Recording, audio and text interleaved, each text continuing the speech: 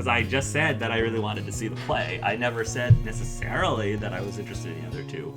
But, I mean, sure. Luckily for you, I like all three of those things. The longer Cove spoke, the quieter his voice became. He shyly scratched at the side of his cheek. And to check if he'd be free. So, surprise again! Are you serious? He erupted a laughter. You're so sweet. You don't have to do that. You remained wordless staring.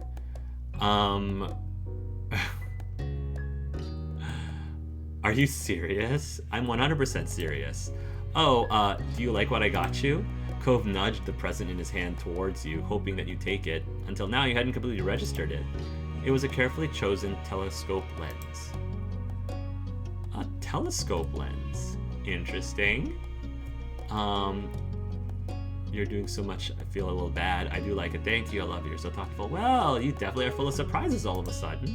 Cove watched you nervously, like he wasn't completely sure if you meant it as a good thing. You gave him a grin as he took the gift. I'm looking forward to finding out what else might happen. I'm thinking that all of these individual gifts are going to mean something later. Maybe he'll have a ring at the very end. One step at a time. Are you going to accept the other part too? Yeah, let's go ice skating. It'll be fun. Cove bounced a bit on the toes of his feet as he leaned over to kiss you. It was light, but you could feel his smile pressing into you and every bit of happiness radiating off of him. Thanks for coming. I'll be in the car. You can go get ready. All right. You sped back inside and spotted your family still sitting around the table. They all turned and smiled at you. So, what's the plan for today? I'm going to the ice rink with Cove. That sounds so fun. Ma's smile beamed. Your gaze slid over to Liz, and she looked happy for you. Have fun. I hope you have a great time. It didn't take you long to get ready and dash out the front door. Cove was waiting for you as promised, and you both set out for day 2 of his surprise outings. And this time it actually was a surprise. Now that you were sitting down for the drive, it felt like a good moment to regain your bearings. You shrugged your pack onto your lap and began thumbing through your things to make sure that in your hurry to leave, you hadn't forgotten anything important. You were dressed more warmly to hopefully be prepared for the trip. You were dressed normally, but packed some extra layers just in case. You were dressed normally and didn't bring any extra layers. I would say I was just normally, but packed some extra layers just in case. With the jacket stuffed in there, your bag had taken on a lopsided sort of bulk, awkward to carry around. You zipped it closed again, and Cove began to speak, raising his voice to be heard over the ambient noise of the car ride. I find that when I go ice skating, I start off feeling cold, but then while I'm continuing to skate around the ice, I start to get hotter, and normally I'm down to normal clothes. So layers is what it's at. So, ice skating. This is gonna be crazy. Having fun with water that's frozen? Unheard of. He chuckled at his own joke and shook your head at him, though you couldn't help grinning at his silly comment. Who knows? Maybe in colder places it's the opposite that's weird. As you looked at him, you caught a glimpse of the back seat. It was empty, which wouldn't be strange any other day. You didn't bring a jacket? Nope. You know I hate extra layers, and there aren't any parents around to force me to do it now. Yeah, your parents can tell you what to do. You're a big boy. You scolded him for not preparing for what you were doing. You're probably going to regret that once we get there. I like that you don't wear a lot of layers, too. You simply shook your head. You're probably going to regret that once we get there. Cove's eyebrows knitted together as he began to pout. I'll be fine. Okay. He stayed firmly in his seat, showing no sign that he was going to change his mind. Skeptical as you were, you said nothing more on it. You laid your arm against the window, the scenery outside passing by in a blur, until finally you arrived at the ice skating rink. The two of you grabbed the parking lot of the ice skating rink looks exactly like the parking lot to the playhouse. Maybe they're right next to each other. The two of you grabbed your things and got out of the car. A wave of heat, so thick it felt like you were swimming in it, hit you as soon as you set foot onto the sun-hot asphalt of the parking lot. Cove fell in step next to you, dragging the back of his arm across his face. You and Cove exchanged looks. Well, here we are, his tilted smile seemed to say. The skating rink was a large building of glass and concrete, with its name plastered in simple white letters above its entrance. The nondescript, flat rooftop-style architecture reminded you a bit of the local mall. You went in. As the door slid shut behind you, you heard Cove's sharp intake of breath. You glanced over at him, seeing the stunned look on his face, his lips drawn tight in a frown. It's really cold in here. Yeah, but you didn't want to listen to me, so... You were equally amazed at how cold it was. We talked about this exact same thing a minute ago. Are you gonna be okay? Wow, you dork. Of course it's cold. I guess you have to change your name from Cove to Cold. Maybe no comment. We talked about this exact thing a minute ago. I'm just not used to it is all. Why do you think I am? Who do you think I am? I lived in the beachside California my entire life. I'm not the Ice Master. Yeah, but that's why you kind of have to listen to people who might be more knowledgeable about these kind of things. So, the reason why I mentioned it to him is because I didn't think he was an Ice Master. That's the reason I said something, because you're not an Ice Master. If you were an Ice Master, I probably wouldn't have said a thing. So, Ice Master, if this way of approaching this outing hadn't been so absurd already, that would have sounded ridiculous. Cove had his bottom lip stuck out and his arms wrapped around himself in a childish defiance. It's a learning experience, Cove. Just take this as a learning experience. Your pride kind of got in the way, so you're gonna have to suck it up. How about you? How are you feeling? I'm feeling just fine. It's not too bad. Wish I'd brought even more layers. I'm feeling just fine. There was no denying that the building was chilly, but it was a refreshing change compared to the sweltering heat of the parking lot. He laughed breathily. That's good. Your neighbors shuddered dramatically, almost retracing his head into his shirt in his renewed effort to keep warm.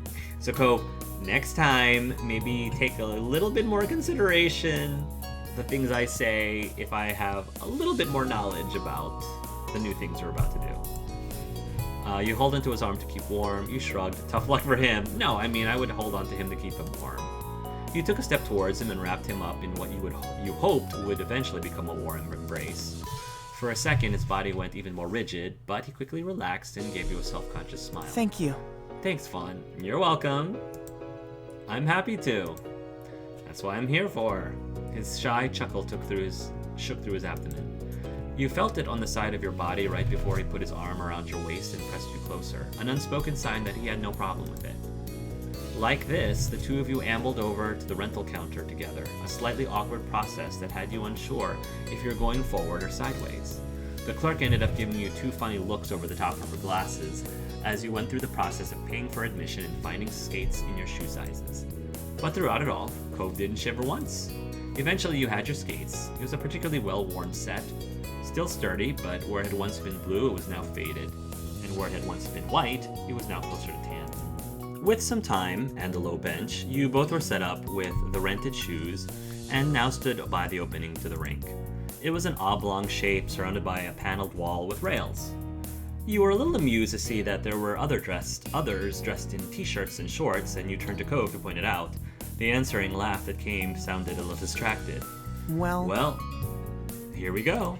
Tentatively, he took one step out onto the ice. You could tell by the way he put his hands out that he had been expecting to fall flat on his face, but his other foot followed with ease, and like that, he was standing upright. A relieved sigh left him. Good job, Cove. I'm proud. He took a few more steps to test it out. Nothing that could be mistaken for skating, but his legs were steady and he kept his balance. It's like surfing, kind of. His eyes were bright when he looked back at you. I'm doing it. You've never been ice skating before now either. It was fun to see Cove's first time trying it, but you'd done it before without him. You came forward to join him, and you flew out onto the ice easily. You did just fine. You were a little shaky, but you managed to catch yourself. You barely moved a foot before needing to grab the side. I'm a little shaky. Like, I love ice skating, but every time I go ice skating, I have to, the first 30 minutes is me relearning how to ice skate.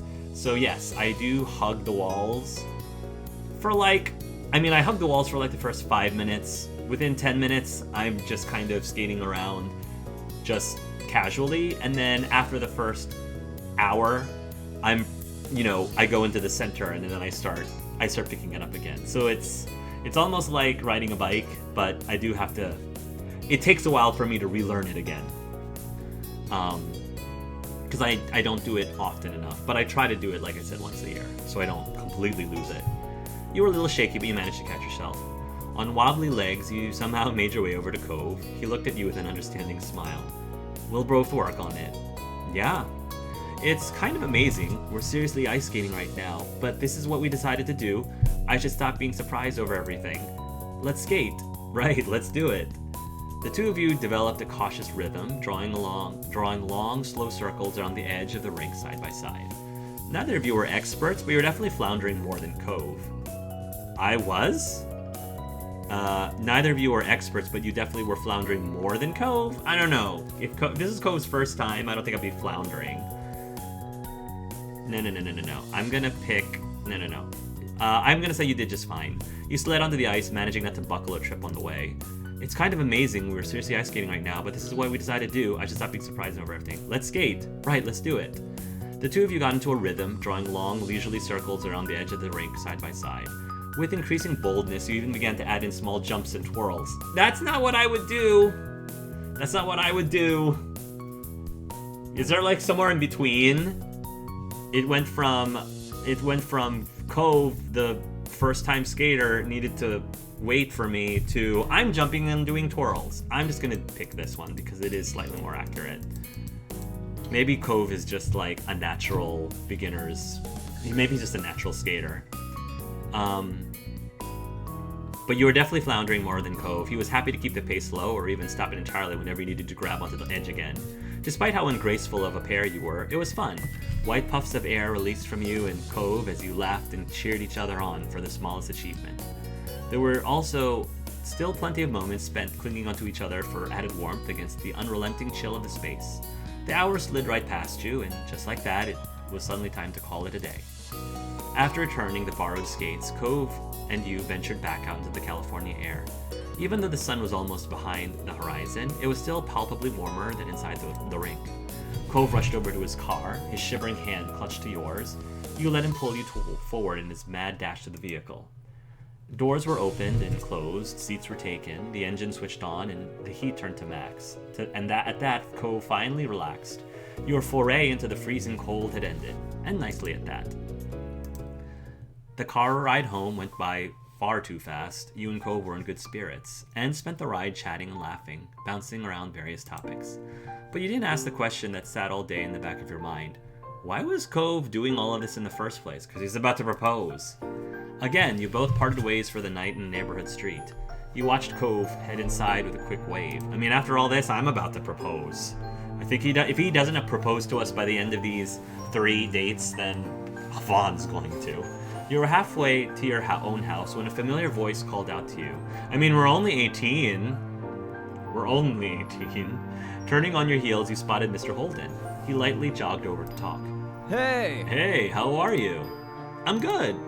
Great, I was just getting home from work. What are you up to? Or rather, what were you up to today? Me and Cove went ice skating. You did? Huh, sounds fun. It was fun, and it was also a surprise, which is weird since usually me and Cove not hanging out would be what sounds surprising. Crossing your arms, you gave a quick laugh. Mr. Holden frowned. He rubbed the back of his neck and studied you for several silent moments. Right, so, Vaughn, what's going on there? Something is going on, isn't it? Huh? Wait, what makes you ask? There's not a problem, right? So... I'll answer your question if you answer mine. Deal? You rolled a pebble under your shoe. Mr. Holden was probably the only person who could give you any solid insight to what Cove was doing. Alright, deal. What's the story? The truth is Cove. Cove's been doing a lot for me lately, way more than usual. For 2 days in a row, now he's planned special dates and gifts too. I don't know why. Cove's father nodded contemplatively. He accepted the situation easily. That actually makes a lot of sense, considering... Hey, is this something secret you shouldn't be sharing? Considering what? You waited for him to continue. Is this something secret you shouldn't be sharing? Feeling some tenseness, your teeth sank into your bottom lip. On the other hand, Mr. Holden chuckled. If it's supposed to be a secret, Cove's been awful at hiding it. He's doing it out in the open, so I don't think that's what he cares about. Your head tilted just a bit to the side as you watched Mr. Holden. You were honestly curious what his side to this was. As long as it was alright to hear, you wanted to know. There was a pause. He was unsure of what to say next, or how to phrase it at least. Honestly, I've been the littlest bit worried about Cove lately. He's gotten really up in his head about something. But it's not exactly a bad thing. It's tough to know how to even bring it up. I'm not sure if I should try to have a talk about it. I mean, that could be a number of things. The longer he spoke, the wider your eyes grew with concern. There was more happening than a few meaningless hangouts. It's okay. He raised his hands in a calming motion when he noticed your reaction. Let me explain. I noticed Cove's been getting lost in thought more often recently, and he sometimes has his laptop up in the living room. He leaves it laying around on the couch or puts it on the coffee table. I have a clear view of it from there, and I can obviously see him looking stuff up on it. Cove keeps searching one phrase, and different wordings of it too. Then he'll spend ages clicking through the linked results. The line is, how do you make someone happy? Just that, again and again. You had to consciously close your mouth after that. You didn't know what to even say after hearing that revelation. Mr. Holden gently beamed. Isn't he such a good kid? He continued, but his tone was rueful. Unfortunately, I can relate all too well to that conundrum. Who am I to judge, right? Mr. Holden shrugged in an exaggerated way to lighten the mood back up.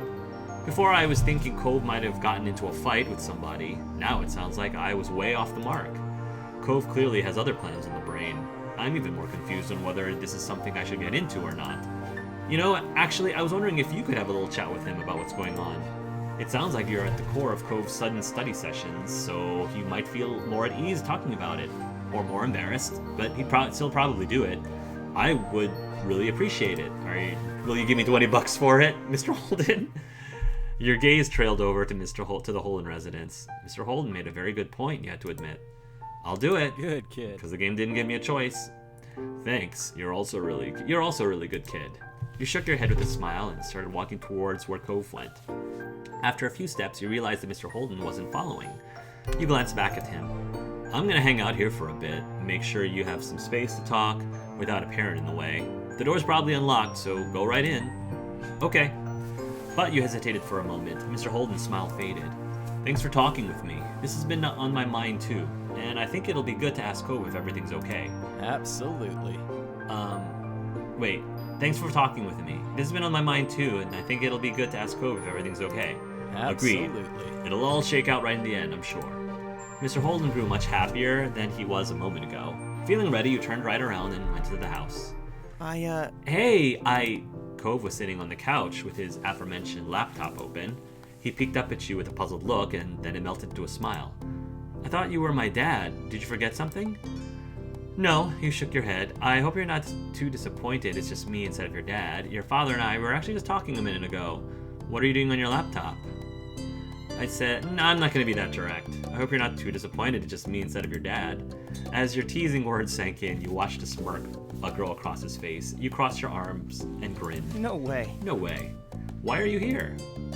Cautiously, you asked Cove about his searching. Lightheartedly, you asked Cove about his searching. Bluntly, you asked Cove about his searching. Lightheartedly, you asked Cove about his searching. Can we talk? Nothing awful. It's just a thing. Okay. Cove closed his laptop and laid it on the couch cushion next to him. He got up, shuffled past the coffee table, and stopped right in front of you. Is everything alright? Yeah, just... What's going on, Cove? I was talking to your dad, and he's been noticing some stuff. Apparently, you've been obsessively looking up how to make someone happy? Is there a reason for that? He noticed that? Are you mad? No, I guess I really was distracted. I didn't think people around would actually be paying attention or taking note of things. He chuckled awkwardly at himself. Cove, will you tell me why you felt like doing that so much? Vaughn. Cove looked at you with large, earnest eyes. I did it because I want you to be happy. Did you think I was unhappy before? I want you to be happy too. You don't have to do some big expensive surprise for that. You can just be yourself. You already make me happy. That's seriously it? You're killing me, Cove Holden. Stunned, your eyes started tearing up. You didn't know how to react. You already make me happy. And I want you to be happy too. You already make me happy. The words flew out of your mouth, out of you without a second thought. Cove's face instantly started to turn red and his mouth twitched. Thank you. Another laugh squeaked out of him. Now he was completely frazzled in what to say. His gaze fell to the floor and he defaulted to rubbing at his arm. Sorry. I wasn't trying to make you or Dad concerned. I didn't want to upset anyone. Sorry. Don't worry, no one's upset. Cove took a deep breath. You could see his expression lighten, but he still was lost in thought. What made you start doing all of this now of all times? I don't know. I don't know. With a deep frown, Cove looked back at you and repeated the phrase. Each time the inflection was different, like he intended to say something different, but was coming up with the same non-reply. I don't know. I don't know anything. He ran a hand through his hair, trying to understand his own motivations. I guess maybe with everything that's been happening and everything that's coming soon, it just kind of hit me that we're neighbors. It just hit you that we're neighbors? A quick snort of air came out of your nose from this conclusion. Yeah? I mean, you lived right across the street from me for 10 years. The only other kid who grew up in this whole neighborhood is your older sister. His weak smile bent. Because Shiloh left us and Derek left us. And then there's our parents. They sure were putting in the effort for the two of us to get to know each other. My dad literally paid you to be my friend. Cove shook his head with a laugh. His gaze was far away as he nostalgically reflected on the history you had. Basically, everything in our lives was set up for us to be together. It was always effortless. And why not? It practically went without saying that we'd be around each other, but it won't be like that forever. Our parents can't always be there to arrange things. We can't live in the little world of this streak forever. Do I even know how to make it work when I don't have every advantage possible? I've made you happy in the past, but could I keep doing it? What even is it that I do that makes you happy? Cove started to run a hand through his hair again, but he stopped partway through. He looked at you earnestly. It was like breathing. When you're just going through life, you do what you're doing without even thinking. And then something reminds you that you're breathing, and you become way more conscious of it. Being with you is the same. I do what I normally do without pondering deeply on it, but now all this stuff made me start thinking about it. Then I couldn't stop thinking about it. I like that analogy about breathing. Because I don't think about breathing until somebody points it out to me, and then I do become conscious about my breathing, and then eventually I forget about the breathing and don't pay attention to it. Cove sighed and stood up straighter. His eyes watched you softly, and you felt a surge of warmth in your chest. Vaughn, I love you. I felt like I needed to try harder, to make an effort. For you, for the relationship we had. I had to, and well, that's what I did. Cove scratched the back of his neck. He looked sheepish now. It seemed like such a good idea in my head. It made complete sense, but maybe it was dumb. You punched his arm affectionately. You threw your arms him in a hug. You kissed him. You started crying. You laughed. I'd kiss him. In one swift motion, you pulled him closer and leaned in, delicately pressing a kiss into his mouth. Cove fell into it, placing his hands on your hips. He kissed you back. Stepping back, you took a deep breath. Cove shifted how he was standing and watched you bashfully. Cove, you'll always make me happy. You don't have to worry about any of that. I love you too. You're so precious. You're a big moron. You know it's okay to tell me when you're feeling this, right? I love you too. Smiling softly, you reached over to brush your fingers against Cove's hand. He turned his hand to wrap around your fingers and gave it a squeeze before releasing it. Of course you make me happy. I care about you so much and I'm always thinking about you. You don't have to do even more. What I should be doing is thanking you for everything you do. Thank you. There was a pause where neither of you were certain who was going to speak next. Cove sniffled. Wow. Thank you, Vaughn. Thanks for looking out for me, even when I didn't even notice I was doing something worth checking in on. You're amazing. You're welcome. Someone has to do it. It's no problem. You nodded. You're welcome. After your conversation with Mr. Holden, you really weren't sure what to expect. You breathed a happy sigh of relief now that things were a million times better. So you're not proposing? They're 18. Probably not the good time to propose. Maybe once they're graduates in college. Once they graduate. Cove chuckled. Now that everything was out in the open, his words were lighter. I gotta thank my dad too. I can always count on him to be around. I have such good people in my life. He smiled softly. Cove withdrew a bit, looking shy. Can I still show up tomorrow and invite you onto the last surprise outing? Surprise outing? That'd be just fine. I'm looking forward to it. You knew that you were smiling like an idiot, but honestly, you didn't mind too much. Spending time with Cove was the easiest thing for you, and the feeling was mutual. Cove watched you with earnest eyes. He simply wanted to spend time having fun with you. I can't wait. Cove leaned over and kissed you easily. As your lips parted, you saw that his were curled in a smile. He wrapped his arms around you and tucked you in close. You're really nice. Your lips gladly met his once more. Cove smelled good, like a heady mixture of fresh citrus and sea breeze. You'd mutually ensnared each other with the kiss, unwilling to let it end, until Cove abruptly glanced around as if he was seeing the location for the first time. He ducked his head, bashfully peering at you out of the corner of his eyes. We're kind of in the middle of the living room. He mumbled the words, his grip on you tightening. My dad might come in soon, but, my room is right over there, so maybe We could go there if you wanted to. Wow. It's good old Subtle Cove. I'm good with that. We just don't have to keep going. I'm good with that. Just that. We don't have to keep going. Oh, okay. We can do that. Oh, yeah. Right. Let's go. You seized his hand and led the way. You nodded in agreement. You shook your head at the idea. Oh, okay. We can do that. He swallowed audibly at your answer, but he didn't take it back. All right. Cove's face was verging on crimson as he took your hand. Smiling, you gripped his hand tightly. Together, you hurried down the hall to his room. You were the one who opened the door as you both pushed through as one. Cove smoothly closed the door after him, using the heel of his foot, not allowing his hand or attention to be diverted from you for even a moment. He took you into his arms fully, holding you close to his chest. You inhaled another waft of his invigorating fragrance as you stared into his open, eager eyes. Wow. You complimented him, you kissed him deeply, you gripped his hair, you touched his thigh, you nibbled. Okay. Oh wow, we're going there. Okay. You pushed him down on the bed. We're going right direct to it. Taking his shirt in your fists, one hand on his waist and the other on his chest, you pressed him towards his bunk. Cove stumbled over his feet. It wasn't easy, moving backwards as someone else set this pace, but he soldiered on. Once you judged that it was close enough to the bed for a soft landing, you opened your hand against his chest and toppled him over. He didn't resist, falling back onto the bed with a gasp. You climbed on top of him. The mattress gave gently under the pressure. Your knees sunk slightly as you planted them on either side of Cove's body. Cove's breath hitched, a much quieter sigh slipping from his mouth, as the surprise gave way to realization of the position you both were in. He looked up into your face with nervous excitement. I would say you complimented him. You're beautiful. You're stupid and beautiful. You're so hot. You're really sexy. You're perfect. Septic perfect. You're so hot. I can barely stand it. Cove sputtering while covering his face with a hand.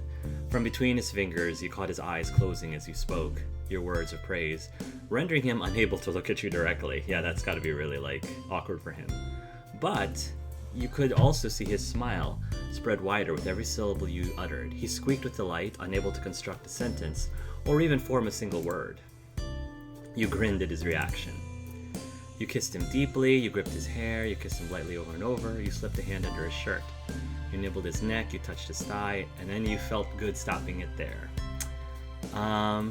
You kissed him lightly over and over. We're gonna ease into it. Now that I've had him on the bed, then we're easing into it. You sprinkled Cove's mouth with short kisses, always coming back for more. Cove responded in kind each time, aching for your touch. The tease of getting only a brief connection seemed to make him crave you even more. His hands roamed up and down your back, memorizing the outline of your body. It spurred you on, the gap of time between each kiss shrinking until it was nearly as quick as the kisses themselves. You nibbled his neck. You peppered his neck with kisses and tiny bites in equal measure. Your teeth grazed against his skin, pressing hard enough to make him shiver, then compensating with a soft kiss. Cove sighed dreamily, letting himself get lost in a moment. He instinctively pressed his body up against yours while full of yearning for you. Is it getting hot in here? Is it getting a little swelteringly steamy? You slipped a hand under his shirt. You shifted your weight on the bed to one arm so that you could trail a hand down his shirt. Your fingertips glided down the soft fabric of his tank top. Reaching the hem, situated right above the pants, you toyed with the end to give Cove some warning about your next move. He made no attempt to stop you or get away, so you slipped a hand beneath his top, your palm grazing over his stomach. Cove's breath came out faster in hard pants. He brought his forehead to rest against yours. You felt each hot puff of breath tickle your face. You moved your hand upwards, reaching his pecs. Cove gripped your shirt within his fist, twisting and pulling it as you touched him. Wow, they really turned things up on this particular one. He mumbled something, even with your face so near to his, close enough that you could count every tiny eyelash. You couldn't make out anything resembling a word.